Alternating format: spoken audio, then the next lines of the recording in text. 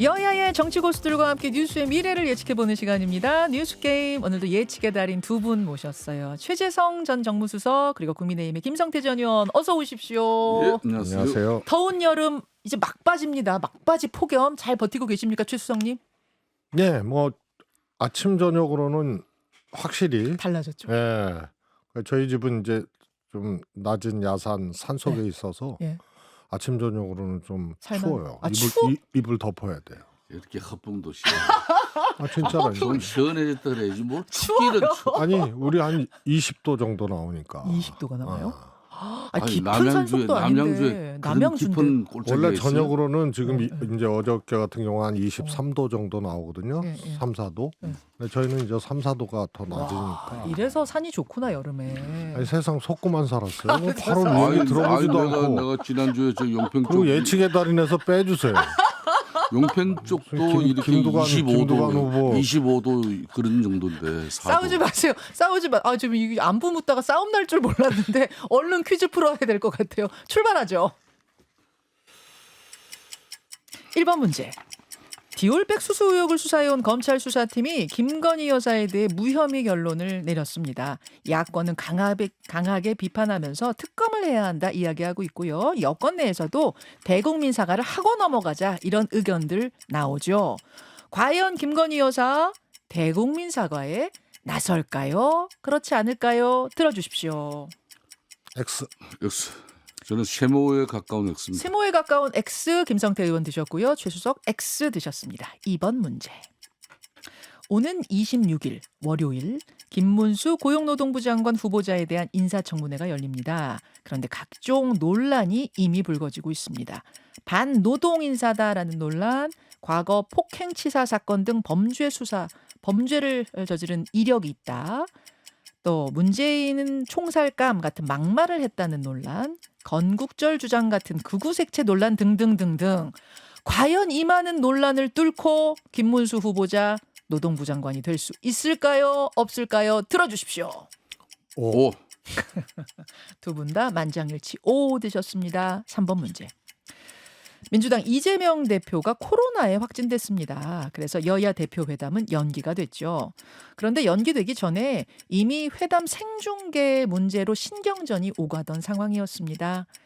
협상의 시간을 번 여야 대표 회담 과연 진행이 될지, 그것도 생중계로 진행이 될까요? 안 될까요? 들어주십시오. 이게 토론 생중계를 얘기하는 맞습니다. 전체 생중계. 예. 저는 이제 X인데 세모에 가까운 X입니다. 거죠? 오늘 왜 그러세요? 오늘 약간 한 자신 없는 50% 정도는 그래도 생중계 행식을 취할 것 같은데. 조금 이따 해설해 주세요. 예, 그러면은 예, X를 일단 드셨는데 약간 삐따닥하게 드셨습니다. 최 수석님은 강하게 X. 생중계 안 될 거다 하셨어요. 오케이. 4번 문제. 여야 대표 회담이 열리면 제3자 추천 방식의 최상병 특검법, 이른바 한동훈표 특검법이 의제로 논의될 가능성 커 보입니다. 과연 한동훈 대표가 당내를 설득해서 최상병 특검법을 추진할 수 있을까요? 없을까요? 들어주십시오. 오. 예. 오. 두 분 다 오늘 굉장히 계속 일심동체 뜻이 아닙니다. 통하고 저- 있습니다. 왜 일심동체로 그렇게 아니에요? 묶어놓으세요? 아니에요. 아니요, 다릅니다. 세모형 X를 두 개나 했는데 알겠습니다. 차별화 전략 알겠습니다. 5번 문제 넘어갈게요. 금투세 폐지도 이번에 의제로 오를 가능성이 큰데요. 예정대로라면 내년 1월 1일 시행 예정인 이 금융투자세 과연 예정대로 시행이 될까요? 안 될까요? 들어주십시오. X. X. 마지막 문제까지 두 분 다 어쨌든 지금 판넬상으로는 만장일치. 와, 이렇게 5가지가 다 통한 경우는 흔치 않은데 아까 최 수석이 해설을 들어보면 좀 다르다 하셨으니까요. 해설을 좀 들어보기로 할까요? 먼저 오늘 해설 듣기 전에 지난주에 우리가 이야기를 못하고 끝낸 것에 대해서 꼭 오늘 이야기를 해달라는 주문이 많아서 이거는 제가 뒤로 밀어놓으면 또 못할 것 같아서 미리 좀 얘기하고 할게요. 뭐냐면 지난주에 윤 대통령발 정계 개편 가능성을 제가 질문을 드렸는데 두 분 다 XO가 아니라 세모를 드셨어요. 세모를. 윤 대통령발 정계 개편. 다른 말로 해서 윤석열 대통령이 따로 당을 만들 수 있을 거란 얘기가 여권 일부에서 나오고 있는데 두 분 다 세모를 드신 이유는 뭔지 최수정님 이것부터 좀 풀고 오늘 문제로 가죠. 윤 대통령은 그런 생각을 하고 있는 것 같아요. 같아요. 예. 그 뭐 흘러나오는 얘기도 그렇고 또 의심을 하는 사람들 얘기도 그렇고. 어허. 그래서 우선은 이제 소위 이제 한동훈 대표 문제가 상상하는 것 이상으로 사실 이제 개인적인 어떤 이제 감정의 벽 이런 것보다 이거는 이제 현재 최고의 권력의 정점에 있는 대통령과 여당의 대표이자 차기 주자거든요. 네. 그래서 이런 이제 정치적인 어떤 갈등 이런 것은 그냥 감정의 갈등하고는 차원이 다른 거죠.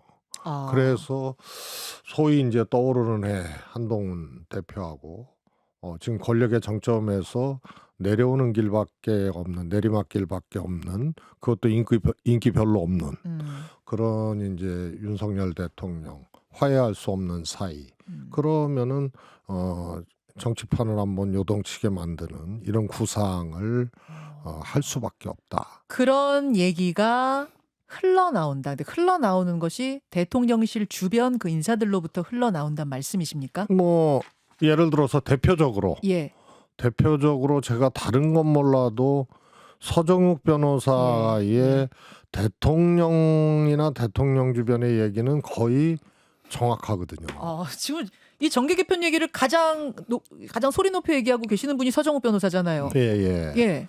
그래서 저는 뭐 일리는 상상이라고 보고요. 저는 또 대통령이 뭐 다른 책은 별로 안 읽으시는 것 같은데 그러세요. 마키아벨리 군주론은 확실히 열독을 하셨다. 어허. 그중에 이제 11조가 있잖아요. 권력을 잡은 자의 군주의 11가지. 그중에 군대 얘기가 3개 나오거든요. 예. 그것도 최근의 인사를 보면은 확실히 맞는 것 같아요. 그게 무슨 말이에요? 아니 이제 그러니까 불충한 군대를 충성스러운 군대로 바꿔라. 군대와 그런 군대와 우호적 관계를 통해서 믿게 만들어라. 그다음에 군대가 의지하고 존경하게 만들어라. 요 3가지가 나오고요. 하나가 뭐가 나오냐 하면은 경쟁자이거나 경쟁자가 될 가능성이 있는 사람은 제거하라. 이게 나오는데요. 최근에 보면은 너무 딱 떨어져요. 이 11조하고. 경쟁자가 될 가능성이 있는 사람을 제거하라. 그것의 영향을 받아서 그러면 한동훈 대표와 갈라질 수 있다. 그러니까 제거하려고 시도할 수도 있다는 저는 뭐 거세요? 그런 상상, 그런 생각들이 있다고 보고요. 근데 왜 세모 드셨어요? 근데 실현은 안 될 거라 보신 거예요? 이게 이제 그러면은 누구와 이런 정계 개편을 할 거냐. 소위 말해서 세력이나 혹은 또 정점에 있는 인물들이 있어야 될 거 아니에요. 네. 그러면 국민의힘 내에서 이런 정계 개편이라는 단어가 통용이 되려면 분당이거든요. 분당이죠. 이게 하나 있는 거고 그다음에 하나는 따라올 사람이 그러면은 없을 거라 보시는 거예요? 분당을 해서 소위 말해서 뭐 파이가 10cm째 지름의 파이인데 나눠가지고 5cm씩 이런 정계 개편은 효력이 없는 거죠. 결국은 한동훈 대표를 넘거나 극복하지 못하는 그런 형태가 되기 때문에 결국은 이제 다른 어떤 에너지를 정치적 에너지를 이렇게 이제 파이를 좀 늘리면서 할 수 있는 그러면 이제 통합 내지는 뭐 이런 명분으로 제3세력 또 다른 세력하고 해야 되는데 이게 마땅치가 않아요. 그래서 생각은 할 수 있으나 분당 정도 외에는 다른 정치 세력을 구축해서 파이를 넓히면서 이렇게 지금의 국민의힘을 뛰어넘을 정도의 정계 개편 에너지를 얻기는 쉽지 않다. 그래서 이제 세모 대통령실 쪽에서 흘러나오는 것까지는 뭐 사실로 일리가 있다. 보이지만 실현이 안 될 것이다. 자, 김성태 의원님. 지금 이제 뭐 최재성 수석께서 나름 뭐 마키아벨리 군주론까지 이제 들고 나오면서 쭉 이제 기승전결을 하셨는데 사실 제가 이제 지난주 서정욱 변호사를 좀 만났었어요. 개인적으로 만나셨어요. 이 정계 개편 부분에 관한 이야기는 상당히 정치권으로서는 특히 이 시점에 예. 대단히 중요한 문제거든요. 엄청 예민한 거죠. 그 예민하고. 엄청 예민하죠. 그래서 이제 제가 쭉 나름 이 전개를 쭉 관찰하고 예. 또 대통령실에 쭉 나름 살펴보면서 정확한 것은 서정국 변호사가 그런 정계 개편에 대한 자신의 어떤 방송인으로서 그런 변호사를 넘어서 방송인으로서의 입장은 있었지만은 네. 이걸 어떤 일정 부분 교감을 가지고 본인이 먼저 이렇게 연기를 띄워보는 뭐 이런 거는 전혀 아니었다. 아니래요? 다만 아니라셔요? 서정국 변호사가 그렇게 예민한 정계 개편에 관한 뭐 자기 나름의 입장이라고 보죠. 하지만은 예. 그 입장이 상당히 그 지금 특히 집권당 예. 국민의힘으로서는 중요한 내용인데 예. 그럼 용산 입장에서 이 부분을 가지고 저거는 또 서정국 변호사가 쉽게 말하면은 뭐 보수 우파 진영을 주로 많이 대변을 하려고 하는 예. 그런 패널이기 때문에 그렇죠. 일정 부분 이 사람들한테 이분한테는 뭐 이야기를 할 수 있는 거지 왜 그런 예민하고 아직 아무런 그런 뭐 내용 없는 내용을 왜 이야기를 하시나 이렇게 좀 충고도 할 수가 있는데 전혀 또 그렇게 이야기하는 그러니까. 사람은 또 전혀 없어요. 대통령실에서 서정훈 변호사님 그런 얘기 하지 마세요라고 충분히 얘기할 수 있는 사이인데 지금 막지 않고 있잖아요. 제가 그 이야기를 지금 한 거고요. 예. 자 그렇지만 이 정계 개편은 쉽지는 않을 것이다. 저는 쉽지 않다고 봅니다.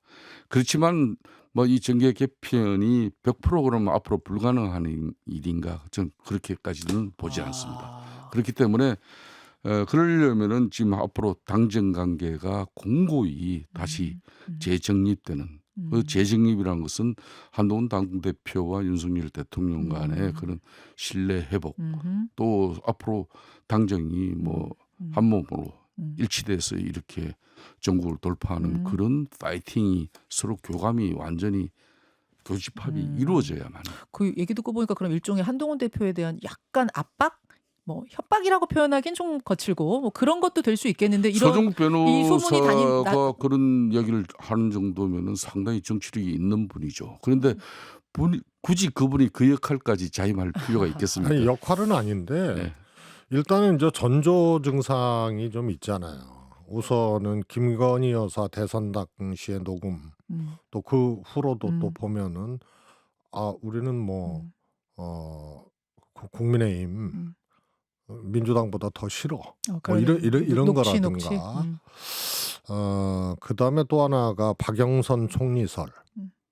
예. 어떻든 본인들이 하겠다고 했든 안 했든 박영선 총리설, 양정철 실장설 이런 것들이 여권에 의해서 타진된 거는 맞는 거 아니에요. 그렇죠. 그럼 아까 말했던 제3세력이 그쪽 세력을 말씀하시는 아니 그러니까 거예요? 상상의 영역 속에 대통령의 상상의 영역 속에 정계 개편이 있다. 거기에는 이제 한동훈이 있다. 그리고 국힘에 대한 어떤 대통령의 어떤 뭐라 그럴까요?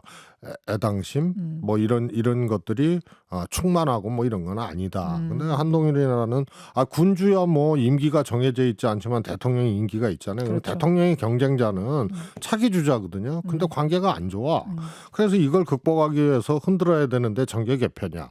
그 전조 증상은 박영선 총리설 이런 거부터 늘 생각해 오고 있었다라고 보여지고 이 정계 개편설이 저는 그런 것을 뒷받침하는. 자 저기다가 이제 이번에 8.15 광복절 복권에 사면 복권에 복권자 명단에 이제 김경수 전 경남지사가 들어감으로써 이제 이 정계 개편 이야기야. 그러면은 이제 김경수 전 경남지사와 박영선 뭐 양정철 이런 분들은 다 노무현 문재인 정권 때 절대적 신임을 가지고 또 함께한 동지들이에요.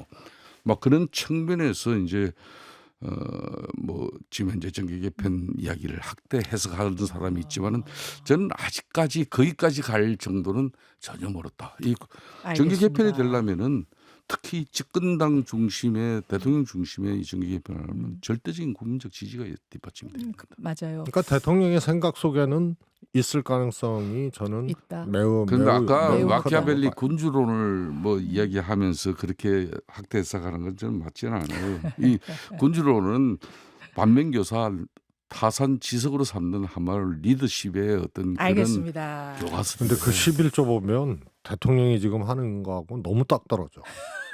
아니 잠깐만요. 그 통치의 기술이 3조에서 나와요. 이게 꿈보다 해몽인 건지 뭔진 모르겠지만 지금 쭉 설명 들어보니까 왜 이 소문이 계속 꺼지지 않고 정계 개편설, 창당설이 나오는지는 제가 그 소문의 배경은 이해했고요. 오늘 현안들로 좀 넘어가야 되는데 그 전에 정계 개편 이야기 좀 충분히 이해를 한 것 같아서 오늘 좋은 해설이었습니다.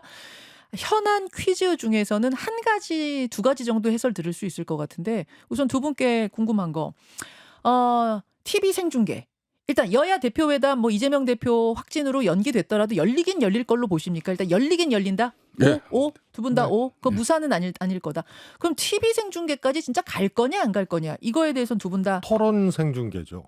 그러니까 토론이라고 말은 안 하고 아니, 회담 생중계긴 하는데 이제 생중계에서 말하다 보면 토론이 되지 않겠냐 그렇죠. 이건 거죠. 이런 거죠. 이제 보통 이제 저도 원내대표를 하면서 여야 간에 이런 회담을 하면서 이제 모두 발언이라는 게 있어요. 모두 발언을 항상 언론 기자분들이 와서 다 취재가 되고 그 앞으로 이제 그 회담에서 논의될 내용들의 이슈나 아젠다 자체를 던져줌으로써 이미 기자분들이 논의될 내용을 준비하고 있는 거고 그 결과물을 이제 해동이든 회담 결과로 이렇게 이제 내는 거죠. 대변인을 통해서 브리핑이 되면은 그게 이제 기사 공식화되는 거예요. 그렇기 때문에 이거는 제가 볼 때는 이번에 한 달 차이로 새롭게 당 대표가 된 두 사람이 지난 2년 동안 국회 입법 권력에 할 때까지 하는 모습과 또 대통령이 헌법상에 보장된 제2요건 거부권으로 가지고 맞서는 그 모습 이제 국민들도 지쳤거든요.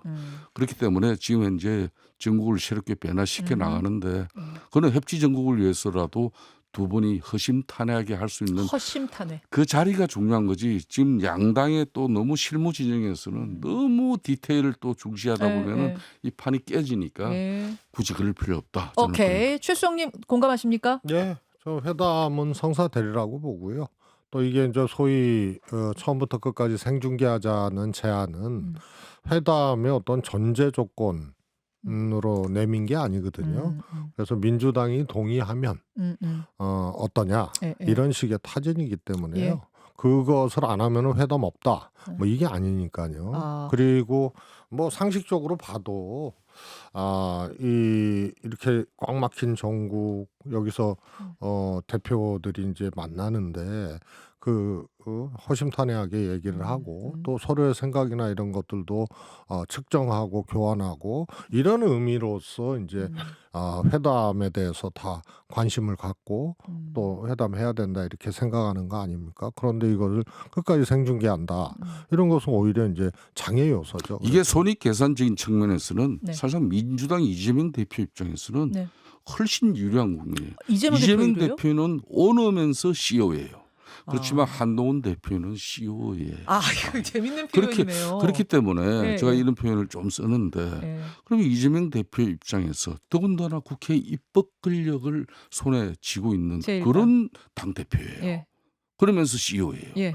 그렇기 때문에 이재명 대표가 이 회담에서 결정한 내용은 그대로 민주당 입장에서는 실천이 돼요. 그렇죠. 그렇지만 한동훈 입장은 또 한층이 더 있지 않습니까? 한층이 더 있죠. 집권당 대표는 대통령실과 일정 부분 조율을 할 수밖에 없어요. 그런 측면에서 이재명 대표가 이번에 배려와 포용심을 이렇게 보여줄 수 있는 상당히 정치적으로는 좋은 자리죠. 더 유리한 거면은 생중계 받을 수 있는 제가 거잖아요. 볼 때는 이재명 민주당 입장에서는 이건 절대 손해 보지 않아요. 근데 왜 생중계를 안 그러니까 이런 거는 이제 실무선에서 이렇게 합의하면 돼요. 그냥 모두 반을 좀 길게 하자. 그렇게 하고 내용의 생산성을 위해서는 실효성을 위해서는 비공개를 가자. 이래 하면은 이게 다 정리되는 거잖아요. 자, 그럼 제가 이 질문으로 넘어갈게요. 이제 어쨌든 회담이 열리고 나면 최상병 특검, 한동훈 표 최상병 특검, 그러니까 제3자 추천 방식, 요게 의제로 오를 텐데 지금 당내에서는 제3자 추천이든 제4자 추천이든 다 공수처 수사 결과 보고 얘기하지. 지금 한동훈 대표 뭐 하시는 겁니까가 주류 의견이거든요.